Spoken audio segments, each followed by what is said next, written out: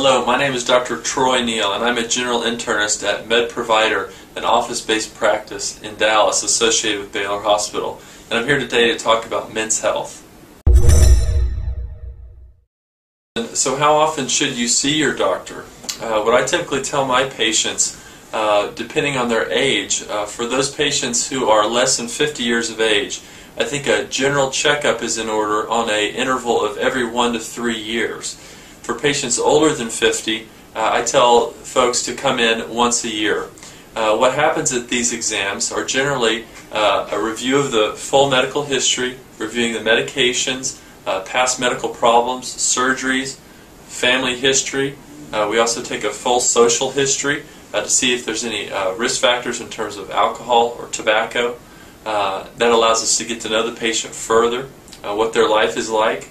We often do a full physical exam, an age-appropriate exam, and then this is often complemented with EKG, sometimes chest X-ray, as well as blood tests and urine tests, which help us screen for some common problems that affect men and that are risk factors for diseases such as cardiovascular disease and cancer screening. Sometimes it's difficult to get men into the clinic to see their doctor, and that's a point I wanted to touch on today. Women are generally, quote-unquote, better patients than men, and often sometimes the wives have to encourage men to come to the doctor in the first place.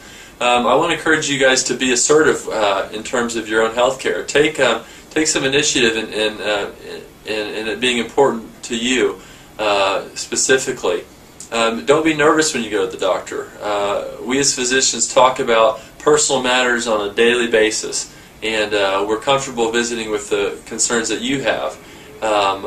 Those things might be more uncomfortable topics such as erectile dysfunction. Is a common problem for a lot of men.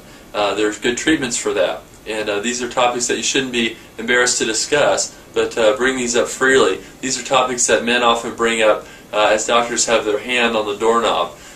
Don't be embarrassed by these subjects because there are ways that we can help, but we have to know about them in order to deliver help to the patient.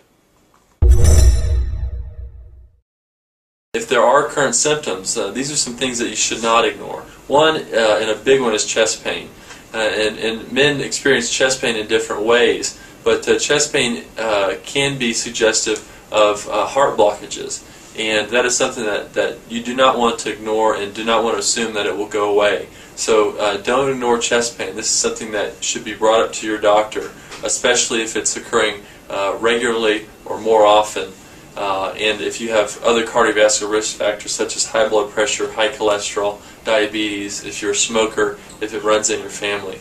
Another thing would be weight loss. Weight loss can be a concerning symptom in men, especially of older ages. We often think of cancer or malignancy in these situations. So if you're having unintentional weight loss, that's something that your physician should be alerted to. Could represent a colon cancer, lung cancer, and a smoker. Don't ignore weight loss either. Another might be problems with urination. That's a common problem that men have. We all see the commercials about going off and getting up at night to go. And that can represent an enlarged prostate.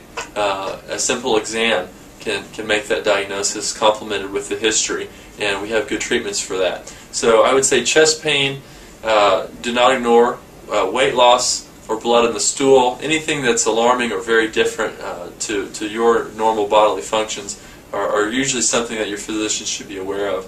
And then urinary symptoms, something that men often ignore or put off, that can represent an enlarged prostate, sometimes prostate cancer. So let your doctor know about these things too.